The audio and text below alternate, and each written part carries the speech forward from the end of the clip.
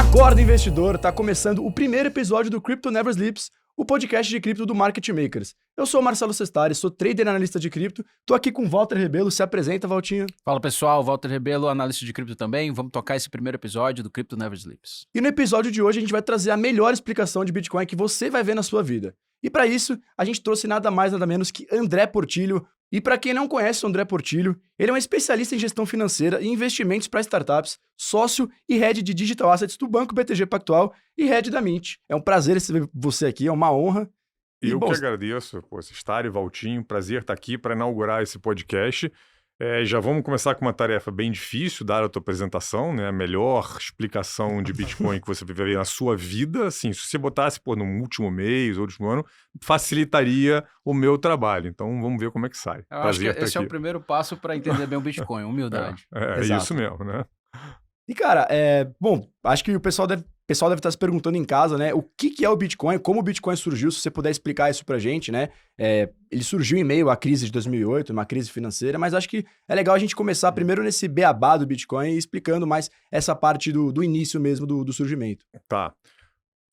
Essa é uma ótima pergunta. Eu vou dar uma resposta para ela tentando ser bem sucinto e dividindo ela em algumas partes, tá? Uhum. Primeiro, um pouco o histórico, como é que isso surgiu. O Bitcoin veio de uma ideia e de uma vontade já antiga de você ter a criação de um dinheiro digital com as mesmas características de um dinheiro físico, mas que fosse de forma descentralizada. Se a gente olha o dinheiro nosso analógico, ele tem algumas características, né? Ele é o portador. Qualquer transação que você faz com ele é uma transação final, tá? Então, assim, se você vai num bar comprar uma Coca-Cola, você entrega pro cara lá uma nota de R$10, o cara já dá Coca-Cola, ele não pede a tua identidade, ele não pergunta quem você é, você não tem que fazer um cadastro em uma plataforma, e você fez aquilo ali, pegou a Coca-Cola, foi embora, tá feita a transação, tá? Que a gente fala uma transação final. Quando o nosso dinheiro evoluiu de um dinheiro analógico para um dinheiro digital, a forma que o mercado e que a indústria financeira encontrou de fazer esse dinheiro digital foi você tendo bancos e instituições que coordenassem essa transferência digital. Uhum. Como qualquer arquivo, como qualquer ativo digital, isso é uma entrada numa base de dados, seja ela qual for, e, de novo, como qualquer instrumento digital, você tem uma característica que você consegue copiar ele infinitas vezes sem você ter perda de qualidade. Você faz isso com um vídeo no WhatsApp, você faz isso com um áudio no WhatsApp, você faz isso com uma mensagem. A mesma coisa, em tese, você poderia fazer com um dinheiro digital. Então, como é que você impede de que você pegue esses R$1.000 que você tem na tua conta, por exemplo, e que você faça várias compras de R$1.000 em várias partes diferentes ao mesmo tempo, se você não tivesse uma entidade central que garantia que você tem aqueles R$1.000 e à medida que você gastou esses R$1.000, ela não deixa que você gaste isso mais de uma vez. É o famoso problema de duplo gasto. Isso tinha uma tentativa muito grande de você resolver esse problema do duplo gasto sem depender de uma entidade central, de um banco, de uma instituição de pagamento, até de um banco central. E isso, você teve várias tentativas, sei lá, desde os anos 80 de resolver isso, e só foi solucionado em termos de tecnologia pelo Satoshi Nakamoto, com o white paper lá em 2008 e com o sistema entrando em funcionamento em 2009. Então, em suma, o Bitcoin foi a primeira solução de você ter um dinheiro digital com as mesmas características do dinheiro físico, mas de forma descentralizada. Interessante que isso veio ali de uma área da internet muito, vamos falar assim, libertária, anárquica, aquela coisa dos cypherpunks, etc. Teve um contexto histórico muito específico da crise de 2008, aquela coisa contra os bancos, moral hazard. Então, isso tudo meio que deu essa cor inicial do Bitcoin como essa coisa assim, mais libertária. Tá? À medida que o mercado foi evoluindo, a tecnologia foi evoluindo, isso veio mudando um pouquinho, a gente vai falar um pouco disso agora, até da questão até do próprio Bitcoin como dinheiro, Hoje o mercado não vê Bitcoin como dinheiro, a gente pode Uhum. discutir isso. E isso também talvez, entrando mais na parte de tecnologia, falando um pouquinho do histórico, agora entrando um pouquinho mais na parte de tecnologia, talvez a coisa mais interessante e talvez mais brilhante da invenção do Bitcoin. É que o Satoshi, primeiro, ele, ele juntou uma série de tecnologias e desenvolvimentos passados, que já aconteceu. O primeiro, vamos falar assim, desenvolvimento que você teve em termos de tecnologia para que permitiu o Bitcoin da década de 70. É a Blockchain. questão da criptografia de dupla chave, chave Uhum. privada e chave pública. Depois tem várias pessoas desenvolvendo, porra, Adam Black, o Nick Szabo, vários projetos aí no meio do caminho. O Satoshi foi o primeiro cara que juntou isso tudo e conseguiu criar um sistema, uma tecnologia que permitisse a existência desse ativo. E o que é interessante aí é que, embora o Bitcoin como ativo tenha muita inovação e tenha muitas coisas interessantes que a gente vai comentar aqui,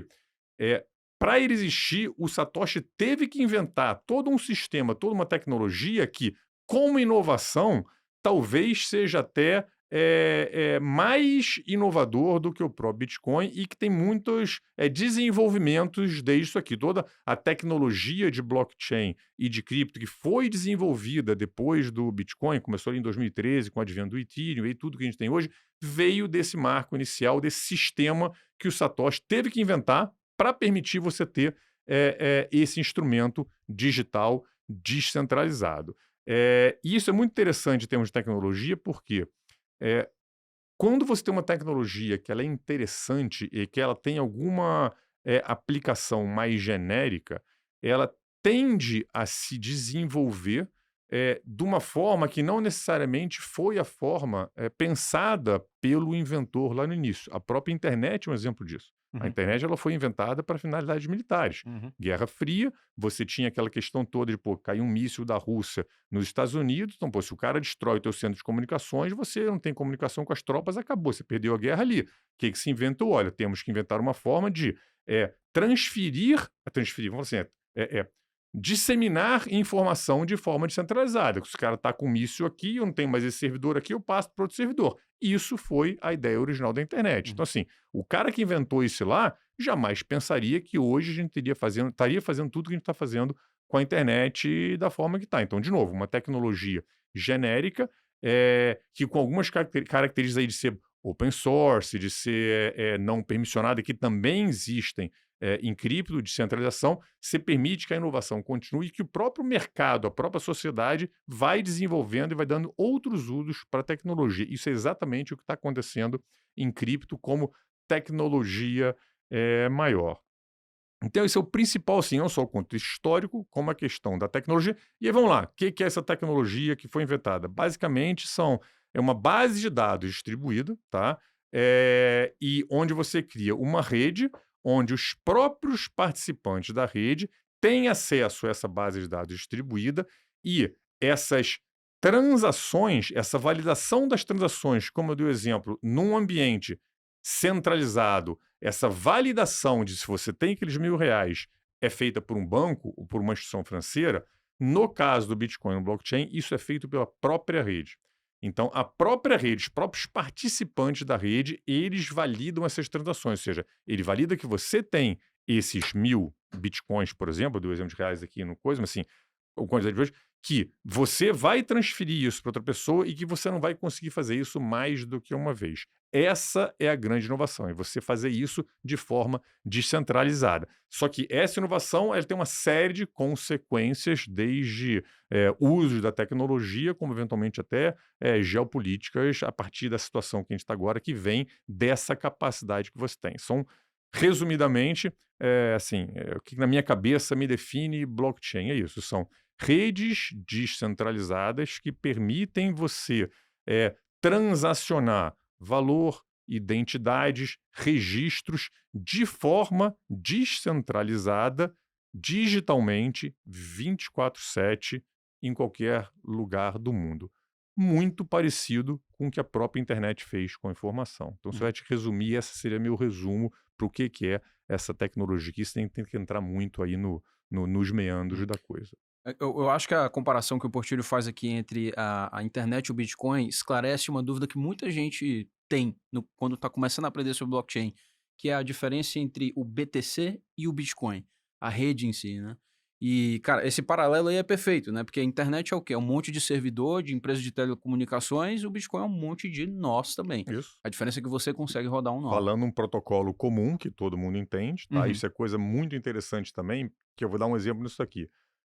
Hoje, quando você usa a internet para mandar, por exemplo, um e-mail, você como usuário, você não está preocupado em que sistema operacional você está usando, que aparelho você está usando. Eu não quero saber isso. Você está mandando, e você não também está preocupado em o que o cara para o qual você está mandando um e-mail, ele tem na outra ponta. Então, você não quer saber se o cara está usando Windows, celular, desktop, Android, iOS, Linux, não interessa. Você sabe que você vai mandar aquilo ali e vai chegar. Então, o que acontece? Assim, você, como todo mundo fala o mesmo protocolo, você não tem que se preocupar em falar com cada tecnologia nas pontas. Diferente hoje, por exemplo, se eu quero mandar um Pix para um cara no Japão, eu não consigo. São sistemas completamente diferentes, fechados. Eu estou aqui no Sistema Brasileiro de Pagamentos, que é fechado, o Japão tem um deles, assim, cripto, ele traz para a indústria financeira, por isso que a gente chama de até da internet do valor, que é aquele uhum. exemplo que eu dei, a capacidade de você, todo mundo fala o mesmo protocolo, você não tem que se preocupar com as pontas e as aplicações nas pontas da rede. Do mesmo jeito que você manda um e-mail, eu posso mandar um Bitcoin para você, basta você me mandar por teu endereço, eu vou mandar e ó, acabou. Eu aperto no botão e chega. Isso parece uma coisa simples, mas isso tem implicações muito profundas e Uhum. poderosas na forma como você tem potencialmente essa comunicação de valor globalmente. Hum.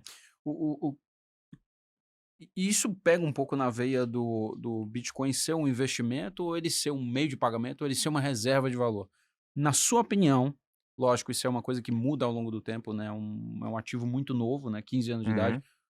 Como que você vê o Bitcoin progredindo ao longo do tempo? O que que ele é hoje? Ele é um Ah, dinheiro? é, Ele é meio a de minha pagamento? visão, eu vou dizer aí, acho que o mercado tem duas visões. Uma que está ficando mais preponderante, mas você ainda tem, vamos falar assim, a turma mais do lado original do Bitcoin, que aí por várias questões ainda enxerga Bitcoin como a futura moeda global. Hum, Essa não é uma tese que eu acredito. Eh, Vou explicar aqui por quê, tá?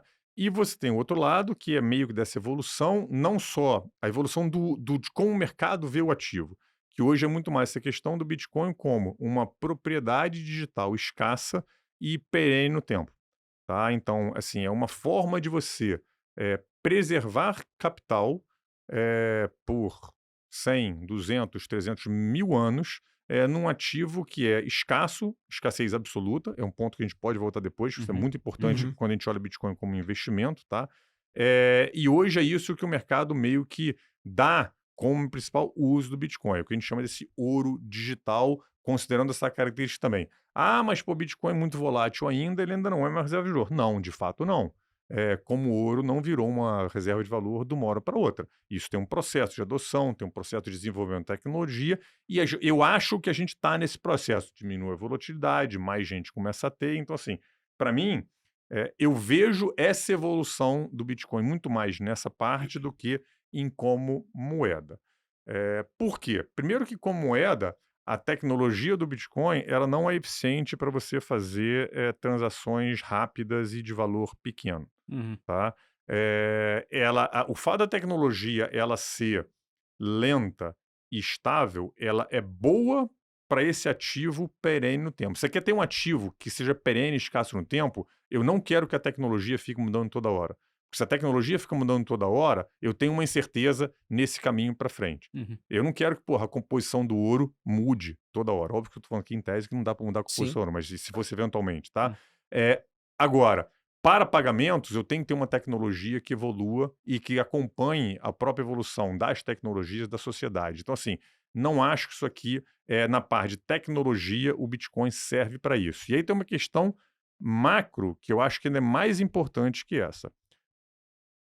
Pelo fato do Bitcoin ter escassez absoluta, ou seja, você só vai ter 21 milhões de bitcoins na história, e essa emissão é decrescente com o tempo, de 4 em 4 anos, a emissão de novos bitcoins ela cai pela metade, você tem um ativo que, embora hoje ele não seja deflacionário, Uhum. a base, o inflacionamento, inflação não é a palavra certa, pessoal, o aumento da base monetária do Uhum. Bitcoin, ele diminui ao longo do tempo. Quando a gente olha como o dinheiro é usado na parte mais macro, a gente já teve numa situação parecida com essa. O padrão ouro, por definição, era um dinheiro onde a base monetária ela não expandia e contraía parecido com a própria contração e expansão da economia. E isso torna, por si só, você diminui a velocidade do dinheiro e isso acaba você trazendo potencialmente um ambiente deflacionário para a economia. O que é esse ambiente deflacionário? Pô, se eu tenho um ativo que ele é absoluto e a oferta dele ou ela não cresce ou ela cresce de forma decrescente, e eu acho que esse ativo, por ter essa característica, ele tem um potencial de apreciação no futuro, você gera esse caráter deflacionário que basicamente se eu tenho um dinheiro que eu acho que amanhã vai valer mais do que hoje, a minha tendência como indivíduo é postergar o meu consumo. Uhum. Isso é um ambiente deflacionário. Isso é muito ruim para a economia, porque você leva a atividade econômica, em tese, para zero. Tá? Toda depressão lá de 29 e até o medo todo da última 2000 de a gente entrar numa depressão é justamente isso. Isso a gente vê alguma coisa disso no padrão ouro, tá? Que foi a Idade Média toda, e isso também, para mim, é válido para você. A gente acorda amanhã e Bitcoin é a moeda do mundo. Então, assim, para mim, não encaixa. Ah, mas então você defende que as moedas têm que ser mega inflacionadas, como a gente tem no ambiente de hoje? Não, mas você tem que ter uma flexibilidade, idealmente, para a base monetária meio que acompanhar o crescimento e contração da economia. Vou dar outro exemplo. Em alguns momentos ali durante a Revolução Industrial, onde a economia acelerou muito, faltou moeda. Faltou moeda, assim, não tinha moeda física mesmo. O governo não tinha quantidade de metais preciosos para cunhar moedas que permitissem que o dinheiro circulasse na demanda que a sociedade, que a economia tinha de transacionar dinheiro. O que acontece? Você diminui o impacto, diminui o crescimento econômico. Isso é até interessante, pouca gente sabe essa história, tá? Mas o próprio termo token teve uma época lá na Revolução Industrial que os comércios, as empresas, elas emitiam suas próprias moedas que eram chamadas de tokens. Era quase como se fosse um vale, tá? Caramba. O cara, olha só, eu não tenho aqui moeda para te dar troco em ouro ou prata, toma esse meu vale aqui, que é uma moedinha lá da empresa, vem aqui daqui a 6 meses, eu vou te dar isso aqui se acontecer. Isso é muito interessante e diz muito com o momento que a gente vive agora, né? Exato. E aí, só um comentário à parte, que assim, eu costumo falar que a grande maioria das coisas que a gente tem em cripto aqui hoje já aconteceram no passado com nomes diferentes, contextos diferentes, mas muito parecidos e muito similares, tá? Então, assim, olhando hoje essa parte não só econômica, mas de tecnologia, eu não acho que o Bitcoin é essa nova moeda digital que foi pelo qual ele foi inventado. Mas ele tem uma senhora possibilidade de ser esse ativo digital com escassez absoluta e, eventualmente, uma reserva de valor digital daqui para frente. Por sinal, a gente vive numa sociedade hoje digital, 24/7, e certamente o ouro não é a reserva de valor para essa sociedade. Tem questões geracionais, tem as questões aí do histórico, mas assim, em tese, eu consigo imaginar um mundo digital daqui para frente onde você tem uma reserva de valor digital. Você tocou num ponto interessante, se você quiser complementar também, que foi justamente o fato do padrão ouro ele ter sido quebrado por volta lá de 1970 e bolinha. Um 71. um dos problemas do padrão ouro é que um país precisava confiar no outro, né? Então a reserva de ouro ficava nos Estados Unidos. Uhum. Na medida em que os Estados Unidos começou a emitir moeda e os outros países, opa, e aí, o colateral em ouro, cadê, né? Uhum. O padrão foi cortado. Isso. O Bitcoin poderia ser uma evolução do ouro nesse sentido, no fato de que você não precisa da confiança, né? E aí, essa é a grande vantagem de blockchain. Poderia, vou dar um exemplo. Isso aí que você está falando, cara. A gente poderia. Hoje você tem um padrão dólar, Uhum. tá? Desde o padrão ouro, era muito tempo, ele foi criado oficialmente lá em Bretton Woods, onde o dólar passou a ser moeda e o ouro e o dólar tinha um peg, tinha uma quantidade de ouro específica e qualquer país podia chegar lá, Estados Unidos, toma aqui dólar, me dá ouro. Hum. Começou a ter muita emissão de dinheiro lá em 71 para os Estados Unidos e o pessoal começou, pô, o cara tá imprimindo muito aí, vem cá, eu quero ouro em vez de dólar. E aí chegou uma hora, cara, com qualquer câmbio fixo, isso aí acabava sendo mais ou menos um câmbio fixo, é insustentável e o negócio quebra. Foi o que aconteceu em 71. A gente falar aqui, tá bom, hoje tem um padrão dólar. Se a gente imaginar, pô, nesse ambiente cenário macro atual, que a gente, porra, eventualmente pode ter um padrão dólar sendo questionado e deixando de ser tão perene como ele é hoje, e aí a gente voltaria. Tem muita gente que defende que tem que voltar para o padrão ouro, tá? Economistas, inclusive. E aí a gente voltaria para um padrão Bitcoin ao invés de um padrão ouro, ou seja, pô, um governo vai pegar lá, em vez de ele fazer um câmbio fixo com dólar ou com ouro, ele faria em Bitcoin. Eu acho que é cedo para isso ainda, porque nessa jornada do Bitcoin eventualmente virar uma reserva de valor, e por que eu falo que eventualmente? Porque a gente não tem certeza do futuro, a gente tem um cenário, mas certeza a gente não tem. E quem falar que tem para vocês aí tá mentindo, tá? Então assim, a gente não tá nessa jornada, então eu não vejo. Eu vejo alguma possibilidade de Bitcoin começar a entrar nas reservas dos bancos centrais, talvez mais cedo do que as pessoas estão achando, tá? No ambiente tempo, político, a mais ou menos? gente, cara, sei lá, 3 a 5 anos, eu acho que não é uma falácia você falar isso. Já está começando pelas bordas, mas a discussão já mudou. Tá? A própria discussão de reserva estratégica dos Estados Unidos não é exatamente no Banco Central, mas, cara, tá lá no ambiente federal. Então, assim, mas isso é diferente de você ter algum tipo de PEG com o Bitcoin. Isso eu acho que agora é bem difícil. Até porque politicamente, cara, você tira muito controle do governo. O problema, apesar de eu ter falado que essa coisa assim, idealmente você teria uma moeda uma base monetária, fiduciária, que ela expande e contrai mais ou menos de acordo com a economia, para você não ter um ambiente muito inflacionário.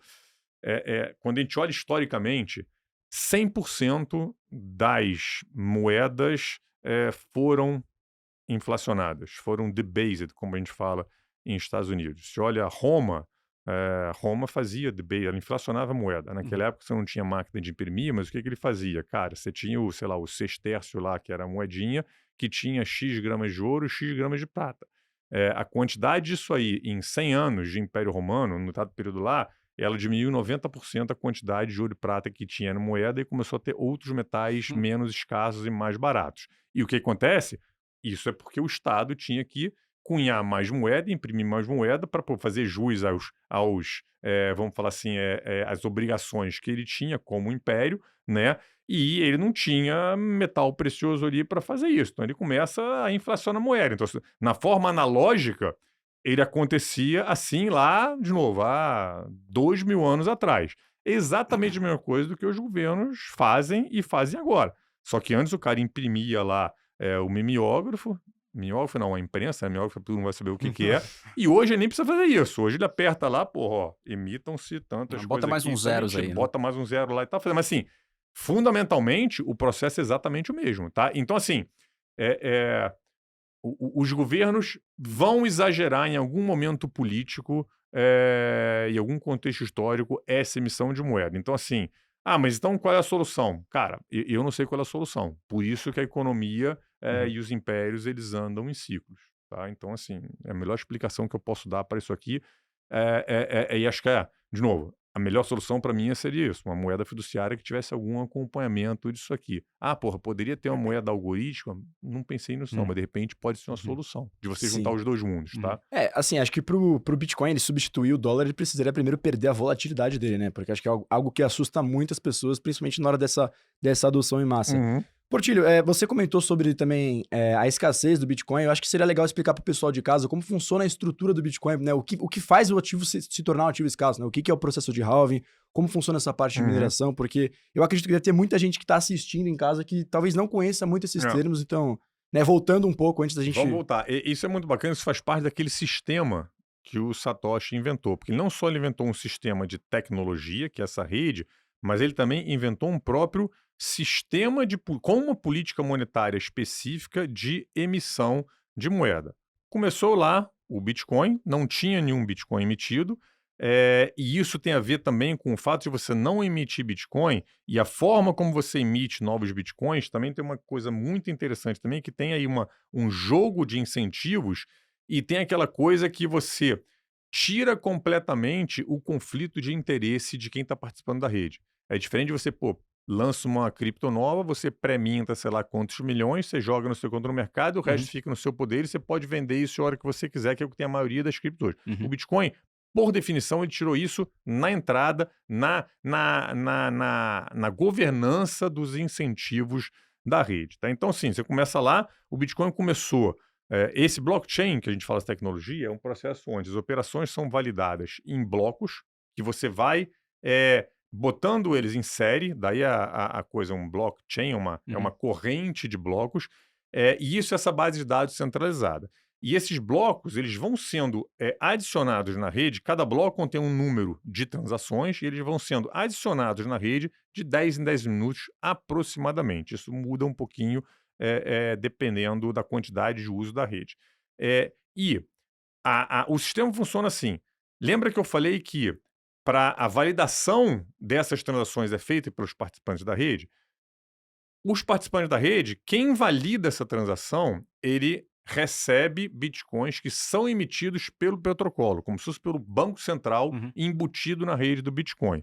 E qual é o incentivo? O incentivo que é, para eu validar essas transações, eu tenho que fazer um trabalho matemático. Ou seja, eu tenho que ter um computador que faça um trabalho matemático, com isso eu gasto energia. Agora, uma vez que eu fiz esse trabalho e que eu consegui resolver esse problema matemático antes das outras pessoas que estão competindo para resolver esse problema, eu provo que eu fiz o trabalho, eu recebo bitcoins, que são a moeda desse sistema, como incentivo. E esse é o processo de emissão de bitcoins. Então, ao mesmo tempo, ele juntou o processo de validação da rede com o processo de política monetária de emissão de novos bitcoins e com o arcabouço de benefícios e governança disso aqui. Assim, não tem outra palavra para descrever isso a não ser brilhante o que esse cara inventou, tá? Você pode ter sérias críticas, mas não dá para. Depois você estuda, não tem como você não falar que isso aí não foi. É brilhante. Então, assim, e aí vamos lá. Você começou a cada bloco, ou seja, a cada 10 minutos, você tinha 50 novos bitcoins sendo emitidos. A partir daquele emitivo, você pode transacionar.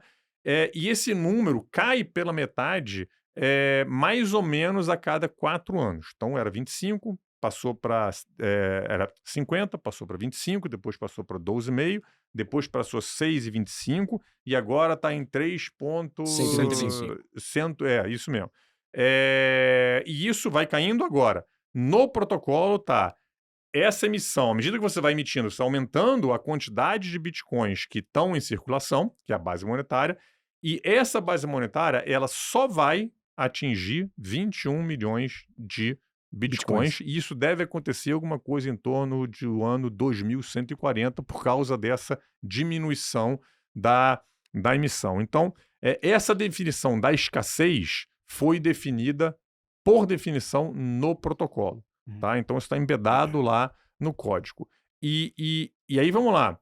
Trazendo o Bitcoin, não sei se vocês já querem fazer já meio que a transição dessa coisa, da moeda para a rede, mas do Bitcoin como potencial reserva de valor, e esse potencial é a tese em termos de investimento do Bitcoin. Porque se você acredita que ele vai seguir nessa trajetória de se tornar uma reserva de valor, fundamentalmente e por definição, você vai ter que ter mais gente tendo Bitcoin, mais gente usando o Bitcoin, consequentemente, você vai ter uma maior demanda de Bitcoin do que você tem novas emissões de Bitcoin pelo protocolo, você vai gerar um balanço nisso aqui que você vai ter necessariamente a apreciação do preço. Aí é oferta e demanda one-on-one, tá?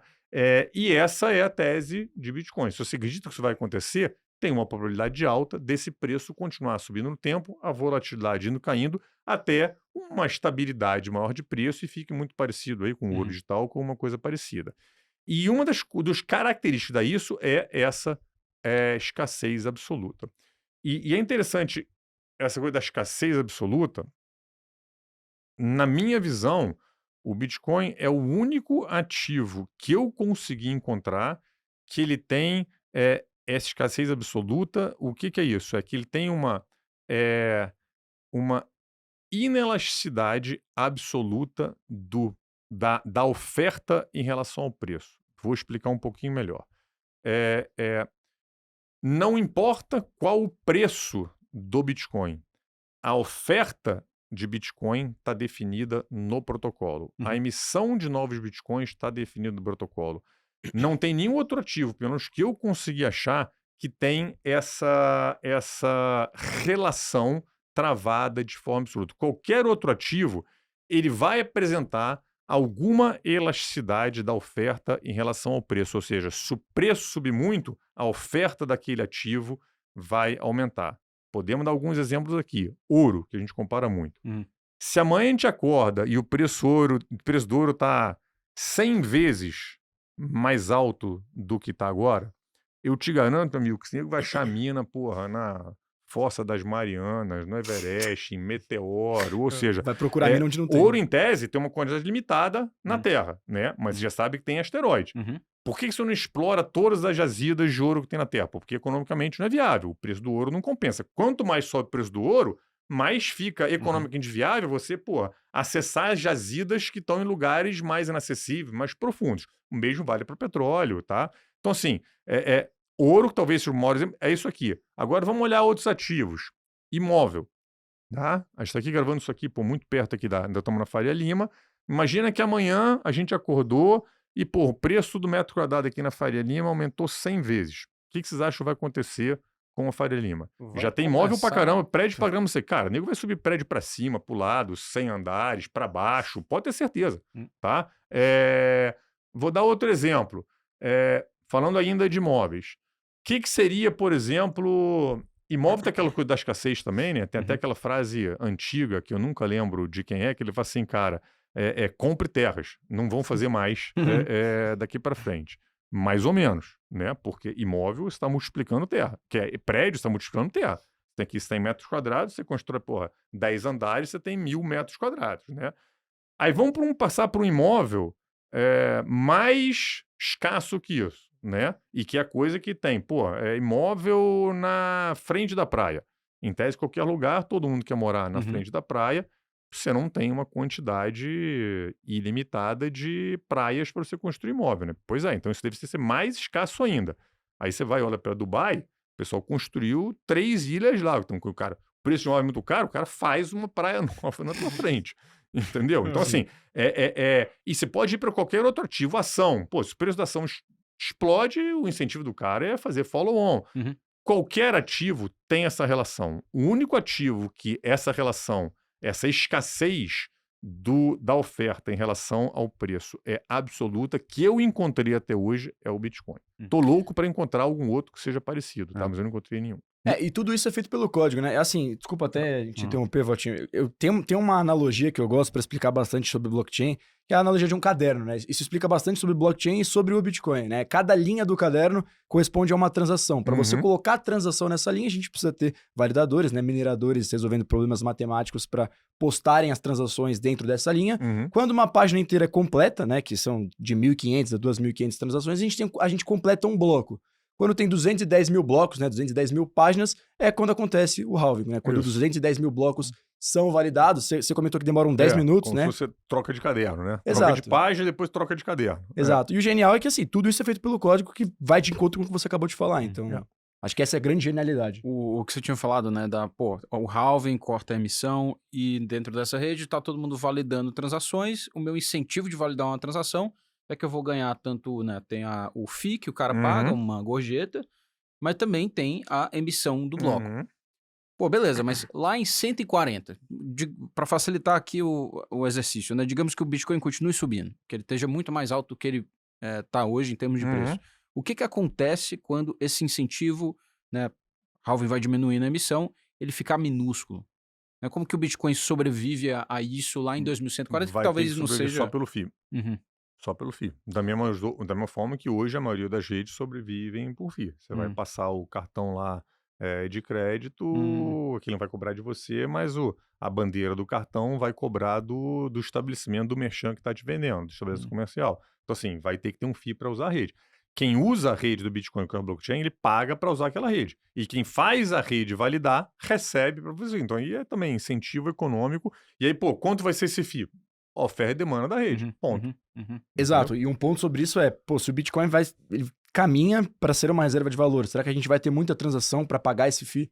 Bom ponto. E aí entra na outra questão, que é o próprio mecanismo de como a rede funciona, que é essa dificuldade dessas transações matemáticas, que ela é também móvel no tempo. Se tem muita gente querendo usar a rede, aumenta a dificuldade de você validar as transações. Se tem pouca gente, isso diminui, e aí você fica mais fácil você fazer, você traz mais gente para aquilo aí. Então, o sistema de incentivos é muito bem feito. Agora, de novo, a gente está aqui supondo como é que vai ser via FII, mas, cara, isso no final das contas Uhum. só vamos descobrir em 2140, né? Talvez não seja não um problema É, pra gente, né, é, cara? Talvez seja um é. problema para os nossos filhos, nossos Ou daqui, netos. sei lá, também, daqui a 3, 4 halvings aí, o incentivo. Agora é negócio, cara, tá diminuindo a quantidade de bitcoins, o preço do bitcoin tá subindo. Então, Uhum. também, monetariamente, na nossa base monetária hoje, que ainda é o dólar, o incentivo tá se mantendo ali, entendeu? Uhum.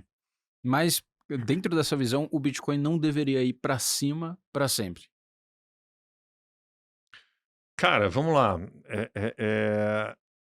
Eu vou te fazer uma pergunta aí em relação aqui, né? Hum, Em relação à moeda fiduciária, sim. uhum, Da mesma forma, se olhar, porra, o ouro foi para cima para sempre, uhum, uhum. entendeu? Em relação a qual base? A moedas Muda-se. fiduciárias, né? Se você olhar por ouro contra, sei lá, imóvel, vai ser mais estável. O ouro contra S&P vai ser mais estável também. Então, tudo é questão da base que a gente está usando, né? Então, aí é uma discussão bem mais, assim, eu diria, profunda. E se, sim, se o Bitcoin vira algum dia a base, por definição, é 1 para 1. Ele não tem mais se valorizar. Concorda? Concordo. Né? O dólar se valoriza em relação ao dólar? Não. Hum. Ele se valoriza em relação ao resto dos ativos das outras moedas, né? Tudo, valorização ou não, sempre referente a alguma Algo. coisa. Entendeu? Hoje a nossa cabeça ainda é presa na moeda fiduciária, principalmente no dólar, que é a reserva de valor mundial, é a moeda das transações que a gente faz no mundo, né? É a moeda do mundo. Então a nossa cabeça pensa em dólar. Por isso, quando você fala, pô, meu imóvel valorizou, ele valorizou em dólar, ou em real, e o real você compara com Convertido dólar. pra dólar. Um dia isso vai mudar?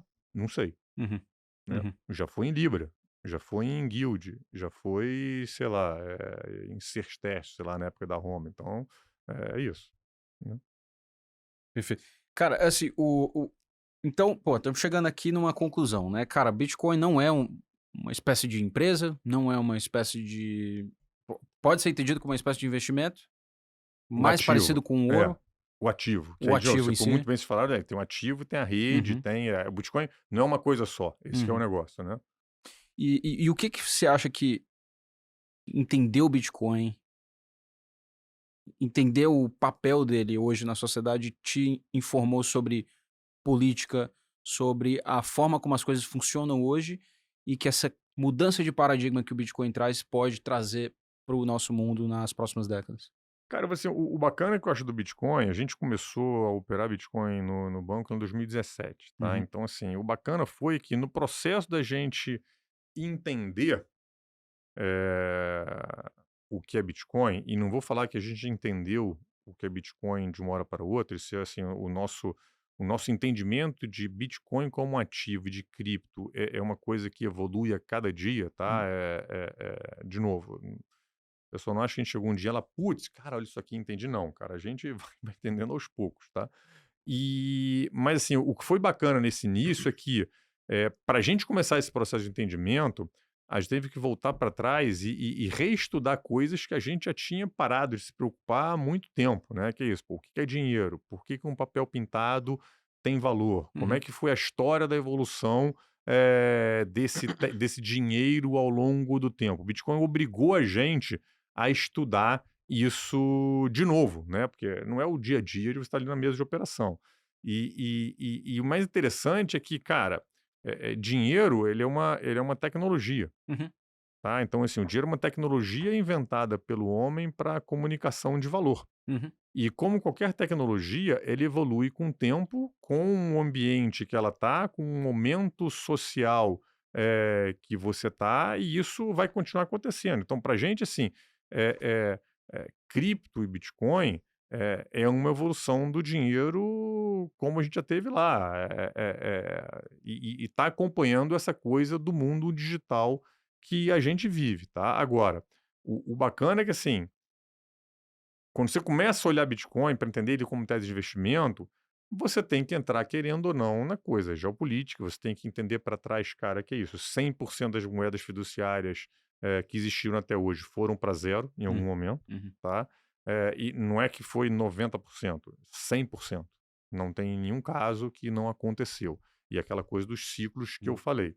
Eh, Tem que estudar, pô, por que que o pessoal dá esse valor tanto ao ouro, quais são as características, e aí consegue fazendo as analogias, entendeu? Os incentivos políticos ou sociais, por que que esse mundo que a gente vive hoje, vamos falar assim, desses, sei lá, 70 anos pós Segunda Guerra Mundial, e talvez um pouquinho mais, esses últimos, sei lá, 100, 150 anos, são um momento. Aí vou dizer mais esses últimos 70, tá? São um Uhum. momento muito único na história da humanidade, em termos de estabilidade, paz, queda de barreiras, todos os tipos que você pode imaginar, de Globalização. linguísticas a comerciais, entendeu? A gente nunca viveu um mundo eh, tão bom, tão pacífico, com tanto desenvolvimento como a gente vê hoje. E querendo ou não, o Bitcoin, do lado mais econômico, acaba te obrigando Uhum. a estudar isso, né? Assim, qualquer pessoa que fale hoje para você que o mundo está uma porcaria, pode questionar, porque esse cara não parou para olhar minimamente a estatística que tem. Qualquer estatística que você pegar, humana, social, econômica, melhorou absurdamente nos últimos 70 anos em todos os continentes do mundo. Ponto. Ah, porra, mas a África continua porcaria. Cara, mas melhorou muito em relação do que era a África há 50 anos atrás. Então, assim, e de novo, é, você trazer isso muito mais pela ótica econômica, você acaba percebendo esses ciclos. Isso ajuda muito para você entender, inclusive, o momento geopolítico e macro que a gente está agora.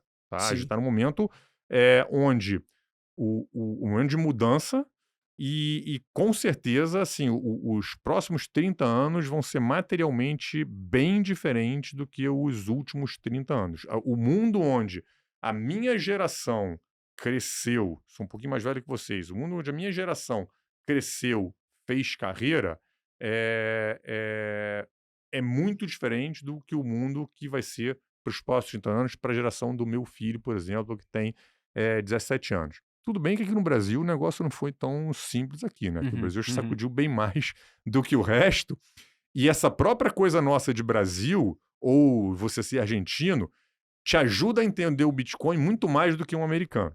Uhum. O americano, cara, pensa bem, cara, o americano não tem problema de poder ter uma moeda com inflação. Os caras nunca viu, essa geração de americano agora nunca viu Isso é agora na verdade. Covid 9% de Ah, inflação por um período, sei lá, de 2, 3 anos. Os caras nunca viu. Quando eu entrei como estagiário em 93, quando eu entrei no mercado, que é pré, peguei hiperinflação ainda, pô, você ganhava tua ajuda de custo lá na hora, você comprava dólar, papel, tá?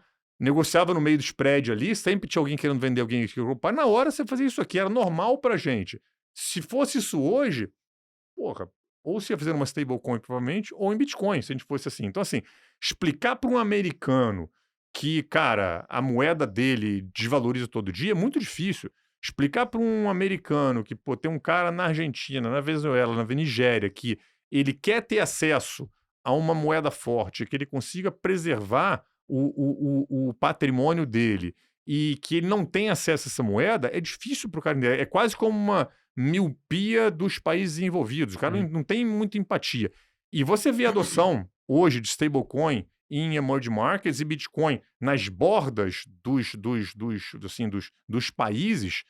Por quê? Porque é uma demanda muito latente aqui para o cara. Pergunta para um venezuelano como é que ele guarda o dinheiro.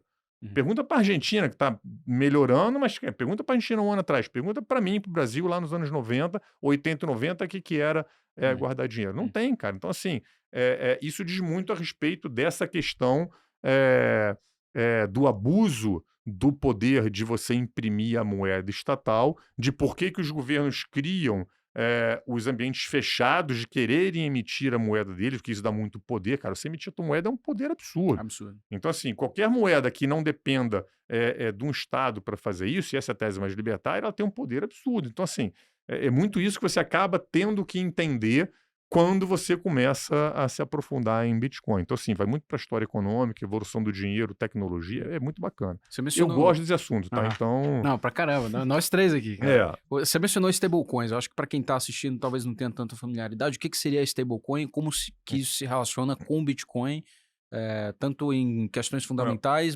mas também no quesito econômico. stablecoin é basicamente você representar uma moeda forte, basicamente, majoritariamente, o dólar, através de um token que roda em blockchain. Então, você pega $1, você guarda $1 num banco, numa conta lá, ou numa trust, e você emite um token que é muito parecido com um token Bitcoin, esse instrumento analógico, mas que, na verdade, ele significa $1 e você pode criar ou destruir esse token. Eu vou lá para o cara que emite, dou $100, me dá 100 tokens, e qual a vantagem? Uma vez que eu tenho esses 100 tokens que representam o dólar, eu consigo movimentar ele globalmente através de um blockchain, que é essa rede centralizada, e fica muito mais fácil do que fazer isso do que nos trilhos atuais do mercado financeiro tradicional. O principal uso, e vamos lá, uma stablecoin é o killer app da tecnologia de blockchain hoje. É o que tem maior adoção, é o que tem maior volume, só para você ter noção. Nos últimos 12 meses, o volume de stablecoins no mundo foi uma coisa aí entre 30 e 35 trilhões de dólares. Foi maior do que passa pela rede da VisaNet, que faz os cartões da Visa, para ter uma noção do tamanho disso. E diz muito disso que eu falei agora, da demanda que você tem por acesso a dólar, moeda forte, em países que não têm isso como, não tem essa facilidade de ter acesso. Então, assim, uma stablecoin basicamente é isso.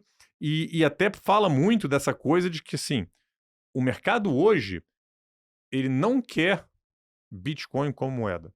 O mercado roda, o mundo roda em dólar. Então, hoje, a demanda do mundo é ter um dólar que ele consiga transmitir, ter acesso e guardar mais fácil do que dólar hoje, que você tem que ter uma conta no banco americano ou tem que guardar um pedaço de papel lá no teu banco. Então, assim, é a tecnologia evoluindo naquele processo, como eu falei, e fazendo com que o nosso dinheiro seja mais eficiente. Só que, de novo, o mercado hoje ainda demanda dólar. Em algum momento ele pode demandar Bitcoin, mas hoje é isso. Hoje tem muito mais assim, a transação e a reserva de valor ainda em dólar e Bitcoin caminhando naquela jornada. Né? Assim, quando a gente repara a própria market cap das stablecoins, eles têm atingido semanalmente seu all-time high, né? Bate semana sim, semana não, ele supera seu all-time high. Trocando de assunto, Portilho, eu acho que é legal a gente explicar também para o investidor, porque no mercado de cripto, acho que talvez, se não for a principal, é uma das principais, mas eu acho que, na minha opinião, é a principal, essa questão de custódia de cripto, né? Essa questão de segurança, que muitas pessoas, né, a gente lê direto que, uma exchange quebrou, bitcoins foram hackeados. Então, explicar para o pessoal como funciona isso. Também tem aquela frase de not your keys, not your coins. E até isso vai de encontro justamente com o que a Mint faz. Acho que é legal pra gente explicar para o pessoal, porque acho que o maior medo de muitas pessoas quando vão investir, não só em Bitcoin, né, mas em cripto, é principalmente essa parte, tem risco dos meus criptoativos serem perdidos? Onde está o Bitcoin, né? O Bitcoin está no pendrive? Essa é uma dúvida que muita gente tem, mas que é uma vamos concepção falar. errada, né? Mais uma vez, como eu falei, não tem nada de original em cripto, em Bitcoin, nisso aí, tá? Quando eu falei que o Bitcoin ele queria ter uma versão digital que fosse parecida com o dinheiro analógico, uma das características principais do dinheiro analógico, e aí tem várias discussões de compliance em relação a isso, é o fato dele ser ao portador, tá? O nosso dinheiro digital hoje não é o portador. O nosso dinheiro hoje digital você só tem se você tiver se cadastrado em alguma plataforma de uma instituição financeira regulada e você não pode tirar o dinheiro de lá.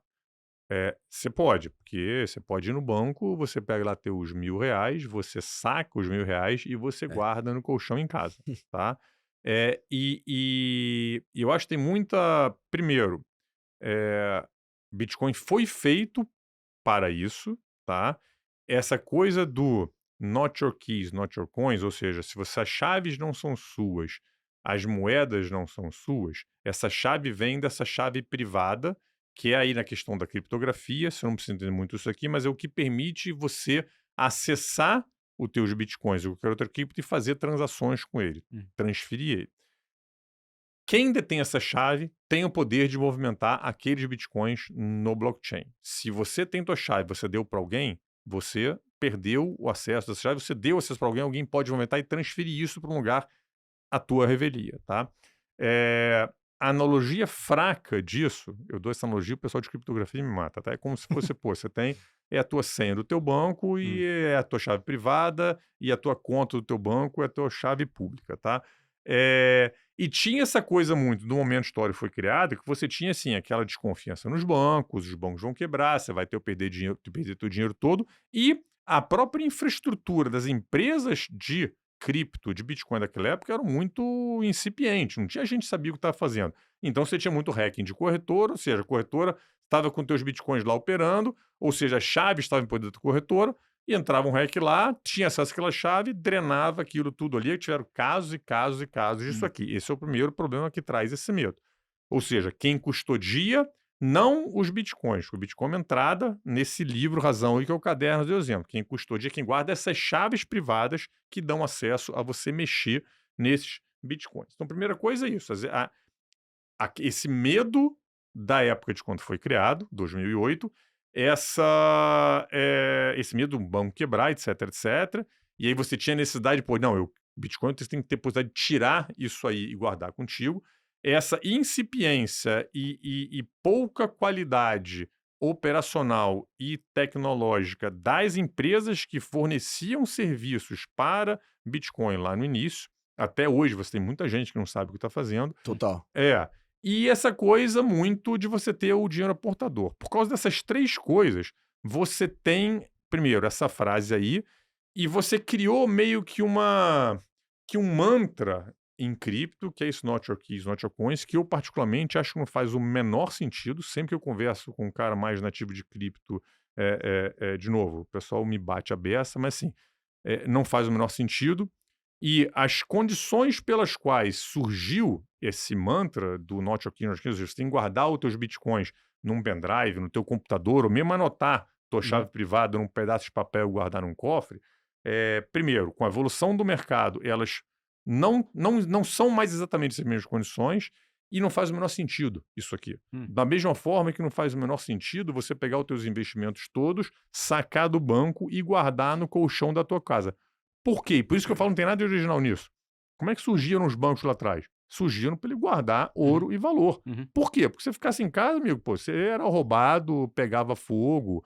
É perigoso você guardar dinheiro em casa. Entendeu? Por isso que, pô, você teria o teu investimento todo guardado em casa? Porra, nem a pau, cara. Entendeu? E aí vem a turma agora e fala, não, mas, pô, Bitcoin, não interessa quanto você tem que guardar, pô, na tua casa o pendrive. Eu falo, tá bom, é por isso que você tem. A estimativa hoje, pessoal, pra vocês entenderem, é que de cerca de 30% dos bitcoins já emitidos estão perdidos. As pessoas não têm mais acesso às chaves privadas e nunca mais esses bitcoins vão poder ser transacionados. É quase como se tivesse o dinheiro em casa, você rasgou o dinheiro ou você perdeu a chave do cofre. E é um cofre que seja assim, virtualmente inviolável. Que blockchain é isso? A chance de você descobrir a chave privada de alguém, cara, é uma estatística que é virtualmente impossível, tá?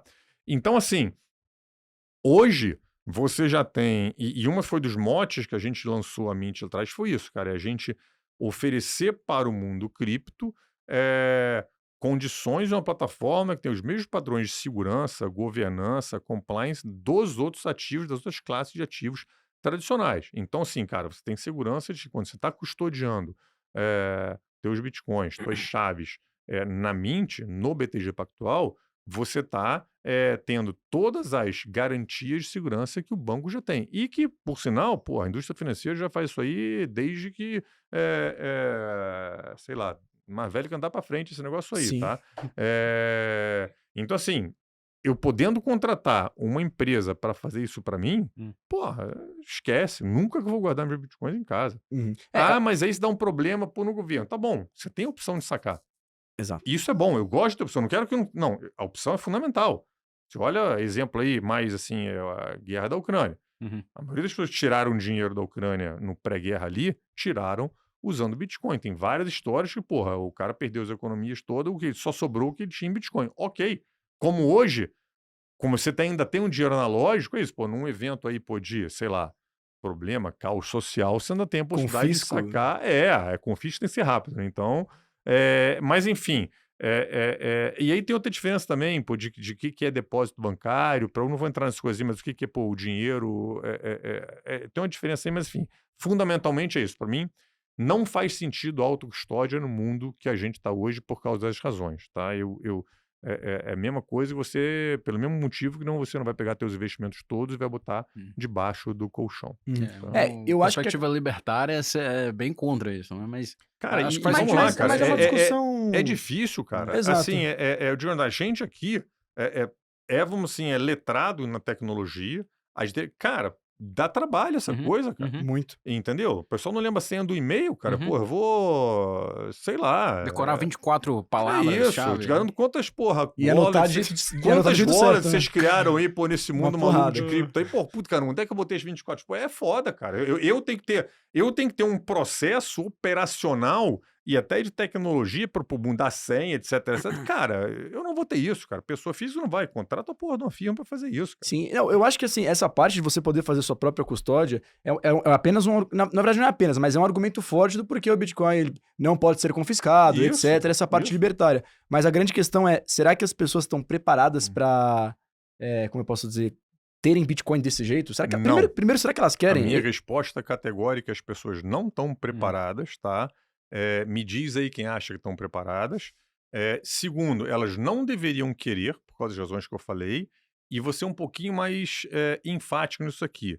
Eu acho um desserviço dessa quantidade de influenciadores digitais de cripto que defendem e ensinam um sujeito comum, e não me entendam errado, por sujeito comum, tá? Tem muita gente mega competente, mega inteligente, mas o cara não é do mercado financeiro, o cara não é de tecnologia. Então, assim, é uma irresponsabilidade essa turma recomendando autocustódia, porque eu te garanto que vai dar merda. Falando palavrão aqui, vai dar merda, só ver o histórico, tá? Então, assim, esse é o meu ponto, sendo bem enfático em relação a Sim, isso. às vezes o cara não tem tempo de, pô, o cara é médico, ele não consegue ficar olhando o mercado de cripto o dia inteiro, vai se preocupar com isso, é um puta trabalho pra ele, um puta risco que eu concordo com você, acho que não faz sentido.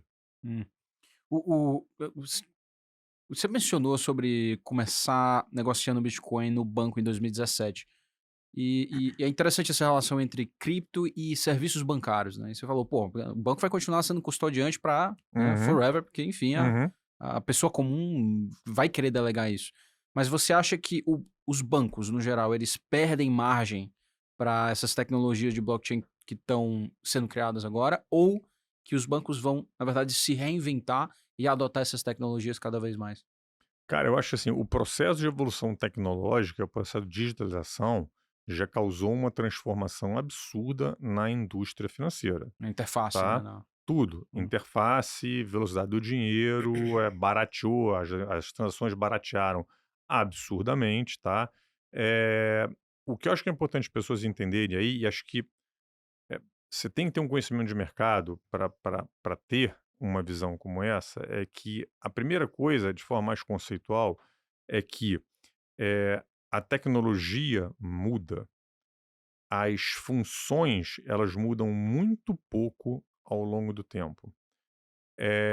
E as funções, elas não são uma invenção de, sei lá, um bando de cara sentado no ar-condicionado que inventa, não. As funções, e eu vou explicar o que eu chamo de funções, elas vêm de como acontecem as relações comerciais e sociais e econômicas numa sociedade, tá? Então, assim, qualquer ativo, você tem um processo, você tem uma jornada naquele ativo, seja ele uma moeda, seja ele um ativo financeiro. Você tem que estruturar, você tem que emitir, você tem que distribuir. Depois que você distribui, você tem que guardar, custódia. Depois que você emitiu, tem como guardar, você tem que ter alguma capacidade de transacionar esse ativo. Uma vez que você transaciona, você tem que liquidar essa operação. Eu comprei de você, passo um ativo, volta outra. E depois tem uma série de eventos que, dependendo do ativo, você tem que fazer ao longo da vida ativa daquele ativo. Se é dinheiro, tem pagamento de juros se você aplicou. Se é uma debênture, tem pagamento de cupom. Se é uma ação, você tem dividendos, você tem evento corporativo, você tem split. Então, assim, isso tudo aqui não muda. Isso é perene. Não interessa se está fazendo em ouro, papel pintado, mundo analógico, mundo digital. O que a tecnologia traz é que ela muda como essas funções são feitas. Uhum. E a digitalização já mudou absurdamente como essas coisas são feitas, você gerou uma eficiência absurda, você cortou muitos intermediários, a tecnologia tende sempre a trazer desintermediação, sempre. Ela vai ser maior ou menor dependendo de aspectos regulatórios, mas sempre vai ter uma intermediação. E a mesma coisa vai acontecer de novo agora, nesse processo de evolução, como eu falei lá, do dinheiro e dos ativos financeiros. Então, assim, eu acho que os bancos estão sempre se reinventando, tá? Eu acho que, assim, qualquer fintech vai ser uma empresa de cripto, tá? Ponto. Para mim isso é claro. Todo banco vai ter uma área de cripto e essas áreas vão ser cada vez mais importantes e mais fortes, porque uma das nossas visões é que a tecnologia de blockchain ela vai ser a nova infraestrutura da indústria financeira, como a gente chama os novos trilhos. É por onde a gente transaciona, por onde a gente faz todos esses tipos de eventos aqui que eu falei. E com isso você vai ter que ter áreas, a tecnologia vai mudando, tá? Então, Sim. assim, agora um ponto muito interessante que tem que notar disso é que o pessoal reclama muito de indústria financeira, de banco. A indústria financeira é uma indústria muito regulada. Os bancos são muito regulados no mundo inteiro. Por quê? Porque, cara, a sociedade caminhou para a regulação por necessidade da regulação. Tudo bem, tem protecionismo de país, tem questão de protecionismo no mercado, mas assim, as regulações começaram porque, primeiro, dinheiro e investimento é uma coisa central na vida de qualquer pessoa. Você está lidando com o ganha-pão das pessoas, está lidando com a poupança das pessoas, com a aposentadoria das pessoas. Então, assim, você tem que ter um critério maior para isso aqui. O pessoal de tecnologia tem muito aquela coisa, não, porra, é disrupção, move fast and break things, isso, mova Destrói rápido e tudo quebre aí. coisas, vambora, revolução. Cara, dinheiro não funciona assim. Por quê? Porque dá merda. E se dá merda, é o teu dinheiro que some. Imagina você que tinha dinheiro na Mt. Gox, você que tinha dinheiro na FTX, você que tinha dinheiro num banco que quebrou lá no Chipre, ou num evento lá de 2008, como eu dei o exemplo, que os bancos ficaram ali perto de quebrar, ou no Brasil, sei lá, dos anos 90 e 80. Tá? Então, assim, é por isso que banco é muito regulado, tem critérios para tudo quanto é lado, indústria financeira é regulada, é para você garantir que quem está provendo esses serviços tem ali as 4 linhas que ele possa trabalhar. É aquela coisa que eu faço, cara, que eu falo assim, pô, um exemplo que eu dou. E aí, até comparando com o pessoal mais de startup, de internet, assim, cara, você tá usando teu Spotify lá, né, teu streaming, porra, chegou um dia, ela ligou, putz, Spotify tá fora, Netflix tá fora. Tá bom, cara, você vai usar outro, vai usar o concorrente, vai usar o Apple Music, vai usar, sei lá, outra streaming aí YouTube. qualquer, exatamente, vai usar o YouTube. Ok, tá? Então, assim, cara, o cara tá desenvolvendo essas plataformas aqui, toca pau, meu irmão. Se der problema, amanhã eu volto, quando no servidor, não vai machucar muita gente, tá?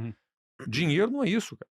Se você entra na tua conta, porra, do teu banco e você chega lá, pô, o teu saldo sumiu, caceta, cara, que eu acabou faço? minha vida, o que eu faço? Você entra na tua corretora lá e, porra, aquele Bitcoin se já foi hackeado, caramba, ferrou. Então, assim, tem que ser, mas assim, eu falo assim, dinheiro e mercado financeiro é muito mais evolução do que revolução. Tá? Então, assim, e tem que ser desse jeito. Ah, mas aí anda devagar. Vai andar devagar, porque se andar muito mais rápido, dá merda. Tá? Eu acho que o grande legado do Bitcoin é justamente a tecnologia blockchain para otimizar tudo isso e melhorar. E assim, trocando para um assunto um pouco mais, né, a gente falou sobre essas questões dos bancos, essa questão do institucional entrando em cripto, né? A gente viu que a gente teve a criação do ETF de Bitcoin à vista no ano passado, temos pedidos de novos ETFs. Em 2020, a gente viu as primeiras empresas comprarem cripto dentro dos seus balanços, né? A Tesla e a MicroStrategy. Cara, uma coisa que a gente pergunta, que a gente sempre discute no mercado, se isso pode acontecer, eu queria saber a visão dos dois, é o seguinte, cara. Vocês acham que as empresas elas podem acabar adquirindo muito Bitcoin dentro dos seus balanços e acabar maquiando os resultados financeiros dessas empresas? Então, por exemplo, a empresa ela tá dando mais lucro porque ela tem Bitcoin dentro do seu balanço, o Bitcoin teve uma valorização, mas a operação dela não teve um crescimento tão grande em relação ao lucro dela que talvez possa ter sido maquiado pelo Bitcoin. Assim, É uma pergunta meio um Acho que pouco aqui no maluca. Brasil a Amélios fez isso, né? A Médios está com. Na verdade, até essa semana teve a notícia de que eles tinham. Ah. Um mês atrás eles tinham feito a primeira compra, anunciaram e falaram que, olha, vamos botar essa política mais como meta da empresa. Eles anunciaram ontem, na verdade, uma Assembleia Geral para aprovar essa política de ter o tesouro deles em Bitcoin, muito seguindo a estratégia da MicroStrategy, agora Strategy no rebranding, né? Eu não chamaria de maquiagem, tá? O que você tem que ver é o seguinte, à medida que essa adoção de Bitcoin no tesouro da companhia, ela passa a ser mais importante, mais relevante do que a própria atividade inicial da empresa, aí, cara, não é questão de estar maquiado. Aí o cara está comprando ação daquela empresa, ele tem que ver o que aquela empresa faz. O que é mais importante aqui? É mais importante o software de Business Intelligence da Strategy ou mais importante o que ela está fazendo, a engenharia financeira que ela está fazendo com o Bitcoin? Hoje, a parte de Bitcoin é muito mais relevante do que o core da empresa lá. Ela continua com o negocinho dele, até porque ela tem que estar, tá? Senão ela não consegue fazer por regulação essa tesouraria. Mesmo vai valer para Amélios. Cara, em algum momento a estratégia de Bitcoin ela vai ser mais relevante para o resultado da empresa e para a empresa e para a ação da empresa do que a atividade, vamos falar assim, inicial dela, que é a questão de cashback, incentivos, isso todo, o mercado vai ter que dizer. Não deveria, né? Mas... Cara, eu não sei se não deveria, cara. Assim, se o cara, no final das contas, o cara, assim, cumpriu as obrigações, chamou os acionistas, fez uma assembleia, votou-se a maioria, é isso, cara. Para isso serve limitar. Não tem dogma, tá? Então, assim, ó, regulação permite, não estou infringindo nenhuma lei, chamei meus acionistas, fiz uma assembleia, votei, a maioria passou, toca pau. Quem não quiser, foi o que a Strategy fez lá atrás. A Strategy, só para lembrar, ela começou isso lá em agosto de 2022, se eu não me engano, e ela fez uma assembleia, muito parecida com o que a Amélios quer fazer, onde ela falou, olha, a gente tem 500 milhões em caixa, 250 milhões de dólares eu vou comprar Bitcoin, 250 milhões eu vou fazer uma recompra dos acionistas que não querem ficar em empresa com essa nova estratégia, eu recompro as ações dela. É muito o que a Amélios está pretendendo fazer aqui. Então, ok, tudo às claras, tudo feito com a governança apropriada, não vejo problema nenhum. Tá? Isso poderia criar algum tipo de sensibilidade do Bitcoin em termos de preço? Porque à medida que você tem esse... Aumenta a demanda. Se toda empresa no mundo hoje começar a querer ter alguma parte do caixa do balanço dela em Bitcoin, não tem Bitcoin para todo mundo. Essa é a principal tese de Bitcoin, inclusive defendida pelo Michael Saylor, que é o cara da Strategy, né? Que Bitcoin é isso, pouca gente entende, pouca gente tem, muita gente vai querer. É isso aí, define a tese de Bitcoin e cada um vai comprar pelo em preço 3 frases. Estão aqui as 3 frases. Pouca gente entende, pouca gente tem, muita gente vai querer. Ponto. Você tem que acreditar nisso. Portilho, eu acompanho o seu trabalho também na rede social, cara, eu vi que você foi lá em Davos. A minha primeira curiosidade ao estar olhando você lá é, o que estão falando lá de Bitcoin, de stablecoin, porque eu acho que foi a primeira conferência de Davos que, de fato, esse foi um assunto muito falado, né? Inclusive nas entrevistas de Jamie Dimon, acho que o Ray Dalio também falou, né? Então, caras muito, muito grandes falando desse assunto como algo que vai importar para a indústria financeira. Cara, Davos a gente vai todo ano. Esse ano foi o meu 5º ano em Davos. Esse ano a gente fez um negócio super legal, porque teve uma Brasil House lá, com não só o BTG, como outras empresas também. Davos é um lugar muito bom por algumas razões. Primeiro que, cara, você consegue fazer em 3, 4 dias uma penca de reunião e de conversas com gente do mundo inteiro que você jamais conseguiria fazer num espaço curto de tempo assim, a não ser Davos. Então, assim, a produtividade é muito produtivo. E também, assim, Davos tem meio que umas coisas não ditas ali que, assim, as pessoas são muito mais acessíveis porque elas estão lá para isso. Então, é muito bom. E a outra coisa, cara, nessas conversas, você meio que consegue ver para onde está a direção do vento, entendeu? Para onde que o vento econômico, geopolítico, onde é que estão as preocupações, tá? Então, você consegue ter um termômetro muito bom e isso muda muito de ano para ano, refletindo o que está acontecendo no mundo, na parte política, na parte social, na parte econômica. E nos primeiros anos que eu fui, tinha muita coisa de cripto, blockchain principalmente, depois isso arrefeceu um pouquinho. Esse ano foi Bitcoin e muito a questão de stablecoin e aí sim, essa coisa, eu falo assim, da maturação da tese de cripto no sentido geral da palavra, como tecnologia e como instrumento, como esses novos trilhos, eventualmente, do mercado financeiro. Principalmente stablecoin e Bitcoin como essa coisa mais, essa possível Reserva de valor. reserva de valor. Então teve muito, mas a principal diferença desse ano para os anteriores foi a maturidade das discussões. Principalmente ali depois de 2022, com todos os problemas de Terra Luna, FTX, assim, o mundo Acho cripto que fez muita gente muita. pensou que o Bitcoin ia para zero naquele momento, É, né? O juro subindo. isso, Uhum. a resiliência do Bitcoin é uma coisa impressionante, tá? Uhum. Então, mas assim, depois de 2022, tem uma limpada no mercado muito grande, e esse ano foi o primeiro ano que essa coisa do amadurecimento da indústria e dessa convergência da tecnologia e do mercado cripto, que é meio ali as margens da sociedade, com a indústria tradicional, ela está de fato acontecendo. E as discussões ficam mais maduras, ficam mais sérias, sem se preocupar com regulação. Regulação foi disparado o tema mais Uhum. discutido. É chato, mas tem que se discutir por causa daquilo que se fez de indústria E financeira, é esquisito né? também, porque é global agora, né? É, Como é que essa isso. conversa rola? Rola, porque sim, cada país tem suas Uhum. visões, você tem que entender onde são as jurisdições. Tem uma competição por jurisdições, quais vão ter que ter a regulação mais flexível, mas ao mesmo tempo que dê segurança para você montar negócios usando o cripto nisso aqui. Então, assim, esse ano foi muito mais madura a discussão. Empresas estabelecidas discutindo, empresas de cripto muito mais robustas e com visões mais amadurecidas, empresas tradicionais, bancos, discutindo. Então, assim, é materialmente diferente do que foram os últimos anos, né? Uhum. É interessante isso, porque quanto mais os governos, mais as empresas se envolvem com o Bitcoin, mais eles devem ter influência também sobre o que o protocolo vai ser daqui para frente. Total. Cara, olha só, vamos lá. Só tem dois caminhos Hum. para essa tecnologia, para tecnologia e para o ativo, tá? A tecnologia é aquilo. Se a tecnologia é boa, ela tem aplicação de fato pela sociedade, ok, ela vai desenvolver. Aconteceu com várias outras no passado e está acontecendo com o blockchain agora também. Se a tecnologia não é boa, é só especulação, aí, cara, ela desaparece, é criada, desaparece e daqui Uhum. a 10 anos ninguém mais lembra.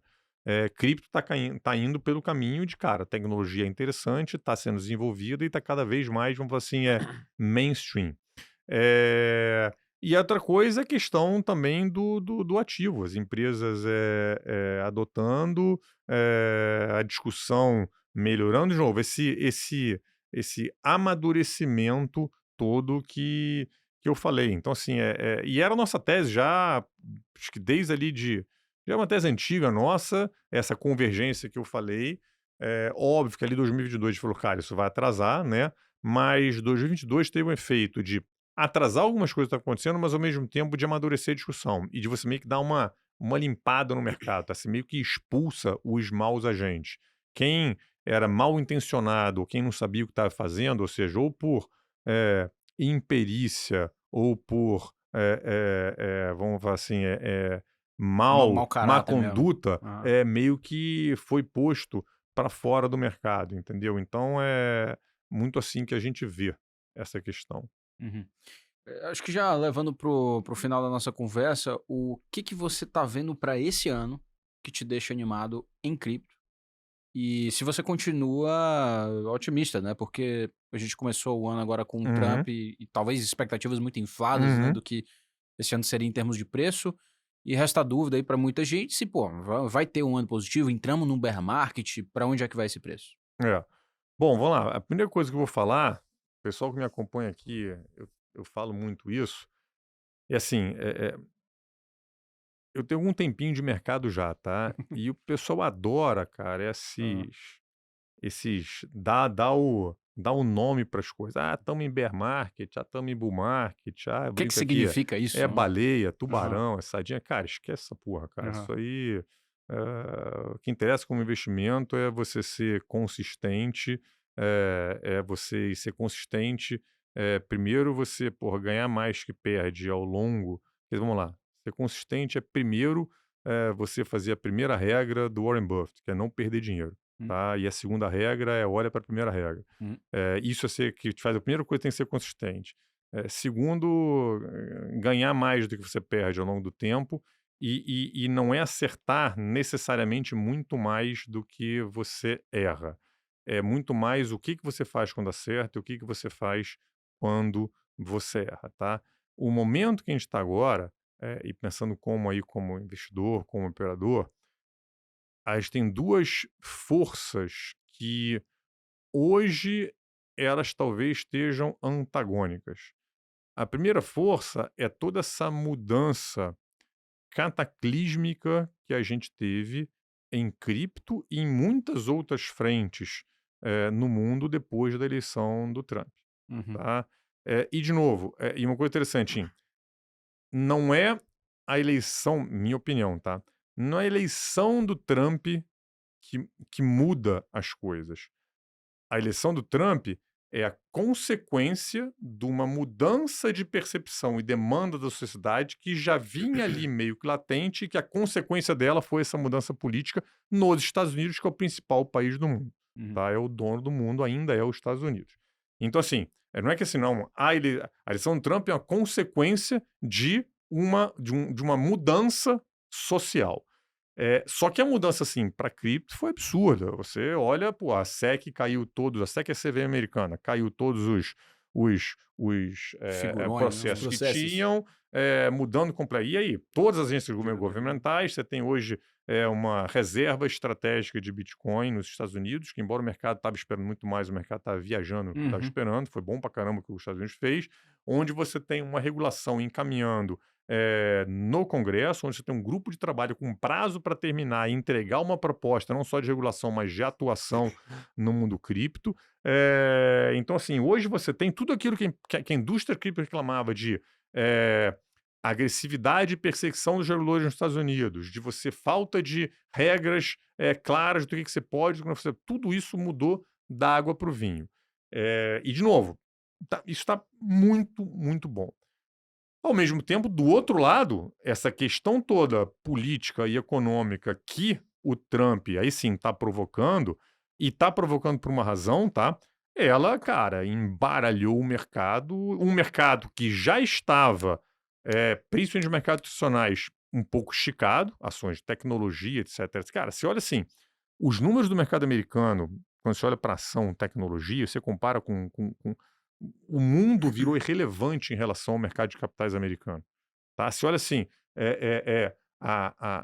porra, a Nvidia, ela é sei lá quantas vezes o mercado do Brasil, sei lá quantas vezes o mercado da Europa. É coisa absurda. A quantidade de novas empresas formadas nos Estados Unidos compara com Europa, é assim, é absurda. Como que os Estados Unidos sugou toda a liquidez através do mercado de capitais dele nos últimos 10, 20 anos. Só que politicamente e economicamente, você tem problemas de déficit nos Estados Unidos. Os Estados Unidos hoje está com 6,3% de déficit fiscal em relação ao PIB, uhum, sem recessão, com pleno emprego. Então, assim, pô, nunca olha, esse é o terceiro maior déficit da história dos Estados Unidos, tá? Ele é maior do que. Ele só não é maior do que 2008 e na Segunda Guerra aham, Mundial. Então, assim, isso é uma coisa impensável. Isso tem que mudar. A forma dos Estados Unidos hoje, como emissor da moeda mundial, da reserva de valor mundial, e consumindo isso aqui, usando a moeda dele como forma de comprar, de consumir tanto, isso é insustentável na forma que está. Os Estados Unidos têm esse ano 9 trilhões de dólares de refinanciamento que ele tem que fazer. Tá? Então, assim, os números são uhum, absurdos. Então, assim, isso tem que mudar. E o Trump veio, cara, tem que mudar esse negócio, vamos começar agora, só que aí tem um modus operandi dele que é uma coisa maluca, caótica, é o governo pelo Twitter, né? Então, uhum, assim, essa força que eu falo que é meio que antagônica a essa questão de regulação e desenvolvimento de tecnologia que está indo muito bem em cripto, porque ela mexe com tudo. Vamos dizer, ela mexe diretamente? Não, mas ela mexe com o mercado de ações, mexe com cripto. Então, assim, isso depois, principalmente da eleição, começou essa coisa toda de tarifa, é, embaralhou o mercado todo. Cripto, à medida que você vai tendo mais adoção pelos investidores tradicionais, ele deixa de ser aquela coisa de nicho, só de uma categoria de gente que não está preocupada com os ativos tradicionais, isso você gera uma não correlação com o mercado tradicional muito grande, e cada vez ele vai estar mais dependente desses movimentos que impactam também as ações, as classes de ativo tradicionais. E, de novo, num mundo que, pô, o Trump Trade lá, desde aí do rally antes das eleições, pô, subiu tudo bizarramente. Subiu o Bitcoin, subiu o S&P, subiu a ação de tecnologia, subiram aquelas Magnificent Sevens. Agora, olhando só um pouquinho de baixo da primeira parte, assim, que é essa bagunçada, essa desvalorização, a queda que os mercados tiveram, se você pega desde ali do início, ali do meio de setembro, quando começou aquele rally pré-eleição, que depois acelerou com a eleição do Trump, dado como a eleição foi, o mercado não estava esperando essa vitória cachapante que os republicanos tiveram, Uhum. Bitcoin ainda performa bem melhor do que as outras classes de ativo, principalmente as que são consideradas classes de ativos mais de risco. Então, se você olhar desde então, se você olha Bitcoin em relação ao S&P, subiu, sei lá, 40 e...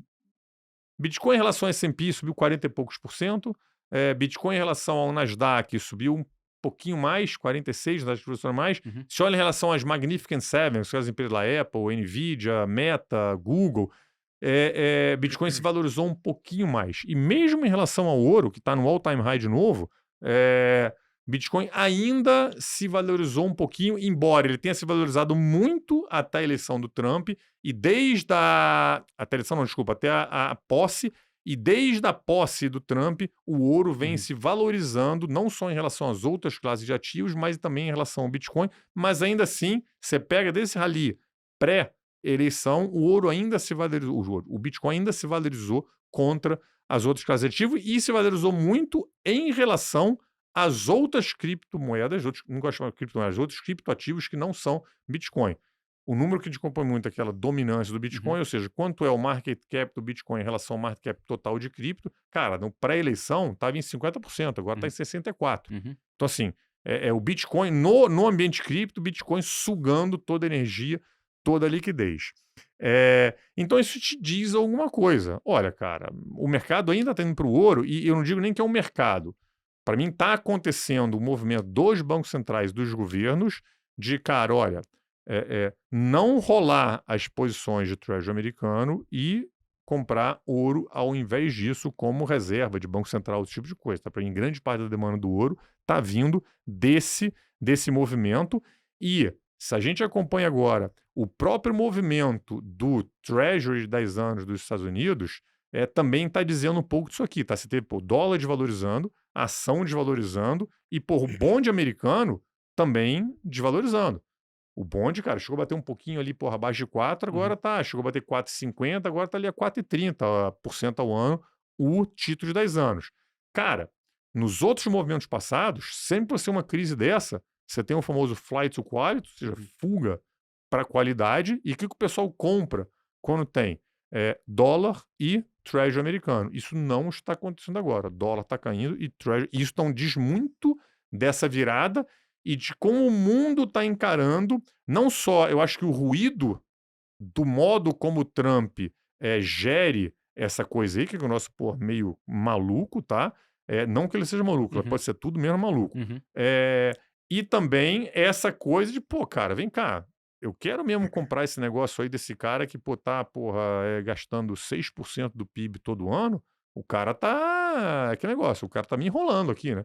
É igual o Romano lá, que, ia botando menos ouro na moedinha, tem uma hora que o pessoal percebe, né? Então, assim, para mim, isso, mais do que tarifa, tarifa é uma questão disso aqui, que acelera esse problema. Esse processo, para mim, não começou com as tarifas, tá? Esse processo começou a acelerar, e é uma opinião bem particular, desde lá das sanções contra a Rússia na guerra da Ucrânia, que é essa coisa de você usar o dólar como arma, que é ruim para o dólar como moeda de reserva de valor, e isso foi acelerando aí com o tempo e agora está culminando com esse bullying todo aí em relação aos países. Então, assim, o principal é isso, essa dicotomia que a gente está tendo nos ativos.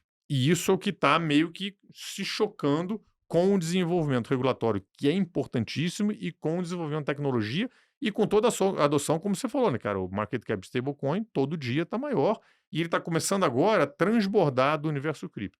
As empresas estão começando a perceber que, pô, eu mandar dinheiro no stablecoin é muito mais eficiente do que os canos normais. Vou fazer isso aqui. Vai daquilo que eu falei, que pô, toda fintech, todo banco vai acabar sendo uma empresa cripto à medida que isso aqui vai evoluindo, né? Então, assim, hoje o mercado está muito difícil, mas, olhando para frente, se você acredita nessa tese de investimento de Bitcoin, que a gente reduziu naquelas 3 frases aqui, até pouca gente entende, pouca gente tem, muita gente vai querer. E nessa jornada de Bitcoin de ser uma reserva de valor digital, e para isso mais gente vai ter que ter, vai ter um deslocamento da oferta, da curva de demanda-oferta. Isso causa uma valorização do tempo no médio, longo prazo. Esse cenário macro e geopolítico beneficia principalmente Bitcoin. E os números estão meio que dizendo para esse. Ah, mas porra, mas ouro agora está subindo mais. Tá, mas é porque eu acho que tem um ponto específico que é esse dos bancos centrais. Os bancos centrais não estão comprando Bitcoin, estão comprando ouro, porque ainda é o que está na carteira do banco. Nenhum banco central tem na carteira comprar Bitcoin. Ele tem que comprar ouro. Para comprar Bitcoin, pô, tem que ter mudança em lei, tem que ter discussão assim. Não é uma coisa que acontece do dia para a noite, tá? Então a gente está muito nesse mundo, meio com essas duas forças grandes se chocando em relação a cripto, tá? Mas, por enquanto, assim, o Bitcoin está se mostrando bem resiliente, embora tenha caído aí, sei lá, da máxima de 109 para, sei lá, 70 e tanto, e agora está 83, 84. Perfeito. Acho que, caramba, a gente fez um passeio aqui em tudo, né? A tecnologia, da importância para a geopolítica, do cenário que a gente está vendo agora. Se você fosse aqui, pô, não cravar, porque né, o mercado financeiro, suas expectativas elas estão sempre mudando conforme novas informações vão chegando. Mas com as informações que a gente tem agora, se você fosse cravar, cara, acho que o Bitcoin no final do ano vai estar mais alto ou mais baixo. O que você diria? Eu diria que, porra, é irrelevante. Eu nunca cravei. Por que eu não digo isso? Primeiro, porque, pô, eu vou errar. Entendeu? Segundo, que é fetiche. Quanto vai estar o peso do dólar no final do ano? Qual a tua posição? É fetiche do jornalista para fazer a manchete, não serve para porra nenhuma. O que você tem que acreditar é que, dado todo esse cenário, você acredita ou não que isso vai acontecer, e se você acredita, provavelmente você vai ter uma visão que, no médio e longo prazo, o preço vai estar mais alto do que está agora. E, além disso, você tem nessa relação que eu falei aqui, uma característica meio assimétrica, tá? Que se essa tua tese está certa, provavelmente você vai ganhar muito mais do que você perde se a sua tese está errada. Por que eu falo isso? Como eu falei antes lá, a gente não tem certeza do futuro. O futuro é incerto por definição. Em investimentos, se você não acreditar nisso, você nunca vai ser um bom investidor. Então, você sempre tem que trabalhar com cenários de probabilidade, né? Então, é muito isso aqui, não, assim. Eu não dou número e do meu jeito que eu, porra, não estou preocupado se o mercado está em bear market, está em... a minha única preocupação, assim, pô, no preço que está, tem alguma coisa para fazer ou não tem, tá? Em tese, isso é o que importa, né? E se você fizer e vier contra você, o que você faz? E se vier a favor de você, o que você faz? É isso que, no final das contas, vai definir essa coisa que eu te falei, se você vai ser consistente no tempo ou não, né? Legal. Show de bola. No longo prazo, o preço é relevante mesmo. Portilho, obrigado pelo papo. Se você quiser passar suas redes sociais pro pessoal... Não, quero ir. Aliás, pô, tem que fazer o jabá aqui, cara. Senão o pessoal briga comigo. Ah. A gente tá lançando, junto aqui do podcast também, um relatório que é o Crypto Never Sleeps, ou seja, cripto nunca dorme, tá? E você, como investidor também, se dormir, tá lascado. O investidor de cripto também, às vezes, não vou dizer que nunca dorme, mas ele dorme mal, tá? Então, porque é 24/7, então assim, é fogo, né? Mas então, cara, a gente tá lançando junto aqui com o podcast também o relatório. Você pode acessar ele lá na aba, no site da Mint, mint.com.br, na aba de conteúdo tem lá o relatório junto com o podcast do Crypto Never Sleeps. O material tá muito bacana, queria agradecer aqui para vocês dois, é um prazer dar o pontapé inicial desse quadro novo aqui, que venham muitos outros, que vocês tragam muita gente bacana aqui para discutir, gente que tenha teses contrárias e opiniões contrárias à minha, isso que é o importante, tá? Como eu falei aqui, a gente não é dono da verdade, a gente está sempre aprendendo, sempre tentando derrubar as nossas próprias teses, tá? Mas então, um prazer.